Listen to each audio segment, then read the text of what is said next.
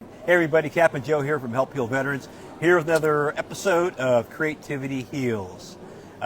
Really fortunate today to have our chair, Captain Keith. Well, Captain Keith, Captain Joe, that's Captain thank Joe. you, Captain Joe. Okay, Yeah. Captain Keith. So, talking a little bit about creativity, how it helps with the healing process. And that's with the process itself for healing, it's for resiliency, it's for supporting wellness. So, Keith, obviously you're on our board. Keith's also a doctor. Can you tell us a little bit about yourself, sir? Yeah, thanks, Joe. And first of all, just a pleasure to be here with you today. So I am a former Navy family practice doctor. I served 23 years, and I specialize in sports medicine.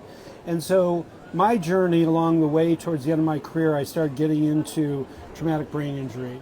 And so specifically, I deployed, I set up a clinic in Afghanistan, and then later helped to set up a multidisciplinary clinic at Camp Pendleton. And so along the way, those experiences really shaped, who I am and seeing what I saw. And so now I work and I specialize as a subject matter expert in traumatic brain injury. And I've been on the board for about 7 years or so and took over the chairmanship this summer.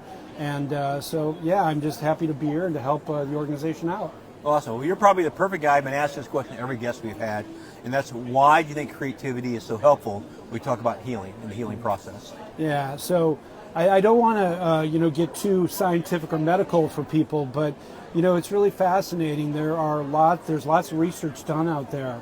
And, primarily it's been in the field of art therapy. And for us, we do craft kits and whatnot, but it's really the same thing. And what they found in this research is really quite amazing. Inside the brain, neurotransmitters are actually increased inside the brain. Stuff like dopamine you may have heard of, and serotonin. And those are all help to stabilize mood. And actually dopamine is almost like, triggering a pleasure center. And so they've shown that by just doing, with creativity, you can increase those neurotransmitters. In addition, it can lower some cortisol. You may have heard of cortisol. It's a stress hormone. Yeah. And they've shown that it can actually decrease that. So literally on a cellular level in the brain, creativity does something. And then, there's all the other side effects that come, I call them side effects, but they're good effects, that when you actually are being creative, use certain parts of your brain, it helps to kind of calm things down in your brain. And over time, by doing that over and over, it can actually almost do a reset in your brain. So it's really powerful stuff, I think. That's amazing. Just a quick side note. I remember you shared with me that some researchers show that every time you do like a little step of a kit, like if you do step by step, like a craft kit or anything like that, there's a small dopamine release. Yeah, that's right. And so imagine, you think about people who have depression.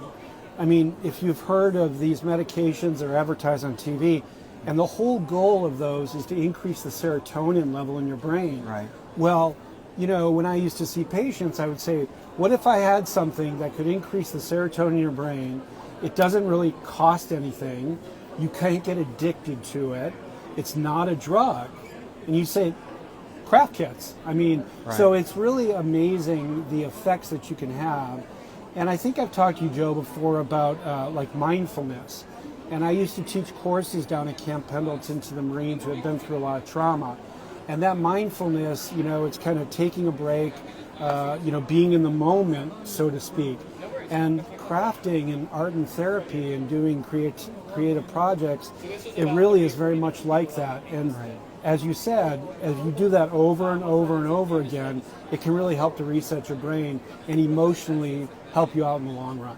That's amazing. Yeah. So, obviously, as a physician, your job is to help people. So you've probably seen a lot of stories of how things have impacted. Some people have really turned their life around as far as, putting a different path. So do you have any favorite stories of impact that creativity played a part in it? Yeah, so, even before I came on the board here, when I was on active duty, we had used the kits from HHV at Camp Pendleton in our concussion clinic.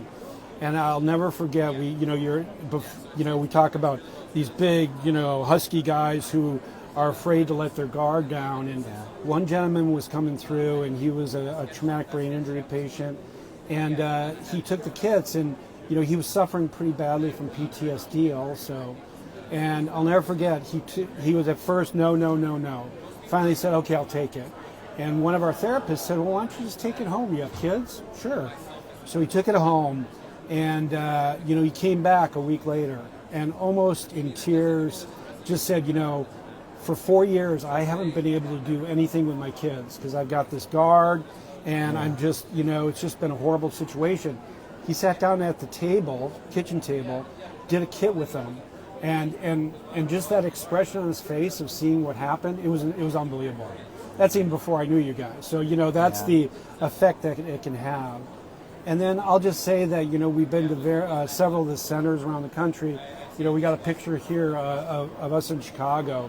And, just hearing some of the stories. And I think one of the things that, we talk about is the mental aspect of it. And we talked about, neurotransmitters and mindfulness and stuff like that. But the physical, right? Yeah. There was a gentleman, I don't know if you remember this, in Chicago, and he had suffered a stroke. And he had been doing traditional therapy with therapists at the VA, and he just got to a point he wasn't really advancing. And they said, well, why don't you come over to the center that Help Heal Vets has and just try some of their stuff because you use a lot of hand-eye coordination. Right.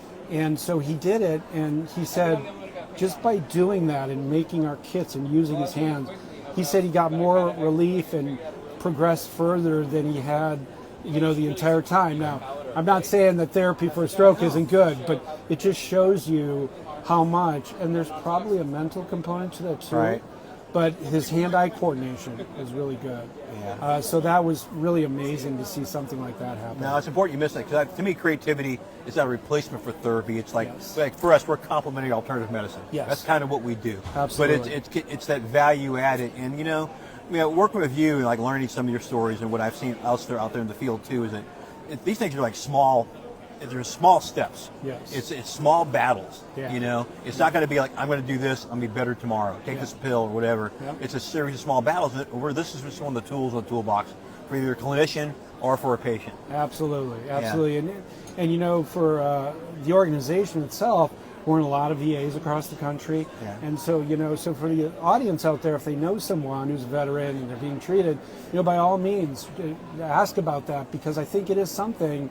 Not all veterans get an opportunity, but it is something that's out there that, to your point, it's very, very cheap. I mean, in respect of, doesn't cost a lot of money to do it, and the gains that you can see can be actually quite wonderful. Yeah.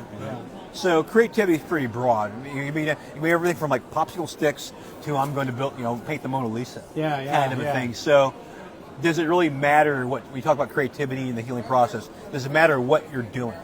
For what somebody does? That's a great question, Joe. And I think overall, no, it doesn't. Because I think that anything, whether it be art or crafting like we provide, music, right? Music. Mm-hmm. I mean, all of those things, I think they all stimulate the same parts of the brain. And so it's really nondescript. And I think the biggest thing is just taking that step, that first step in doing it. I mentioned before about this, high-ranking enlisted Marine who just didn't want to, do any type of creativity stuff. And, we saw the results later. And I can give you countless stories also of other, active duty service members who come into some of these specialty clinics and they put their guard down. If we can just get them to say, okay, let me at least try. Yeah. And then they can express themselves through it. It's really... really absolutely amazing. I think the pinnacle of that, we have something called the National Intrepid Center of Excellence, or NICO, and that's through Walter Reed. And, when I was on active duty, we would send guys there for about a month, and they would go through their programs. And, they have a special art section where they build these masks. You've probably seen those. Yeah. And, just to see the work that they do and to be able to, for them to express themselves when oftentimes they can't say it in words. Yeah. So having that, doing the creativity, being able to express yourself in it, and that goes, a big step into the healing aspect of it. Yeah. So taking that first step is sometimes kind of hard. Yeah. So like you talk about, like obviously our people like we know in the service member, you're type A guy, especially if you're a guy. Yeah, yeah. But like I'm a big guy and I don't do that touchy-feely stuff. That's right.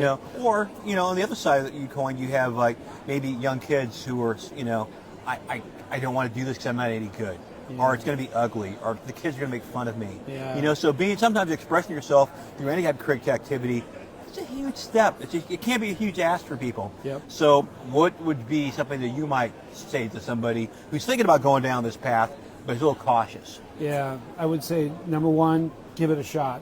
I can tell you that honestly, I can't think of a single patient or an active duty service member or even a veteran who didn't take that first step and ended up loving it. I mean, it really is something, because again, they take those baby steps and all of a sudden they enjoy it, and then when they see the effects of it, where hey, I may have been depressed, and they notice, when I'm doing a craft kit or when I'm doing art or music, all of a sudden I feel better. Right. And so, why not do it? So I think number one, taking the first step, and number two, there's obviously no shame in it, and there's science behind it. And so, if I were to tell someone who like that, I would say, again, getting back to my point previously, we give drugs to people all the time to help them with their mood and other types of things. This is like, think of it almost as another drug, because, but you don't have to take anything. And so, and if you put it in that frame, a lot of times they may say, yeah, I'm getting this, medication for this thing. Right. This is just something that's kind of help, and it's not going to hurt. I mean, that's the thing, again.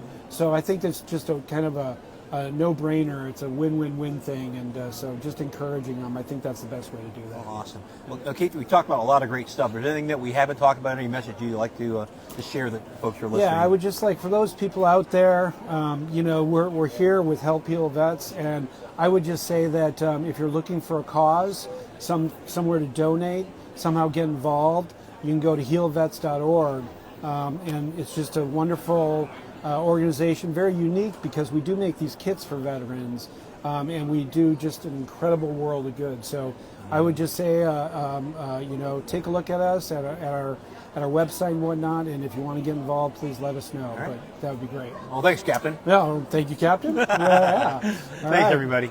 Thank you.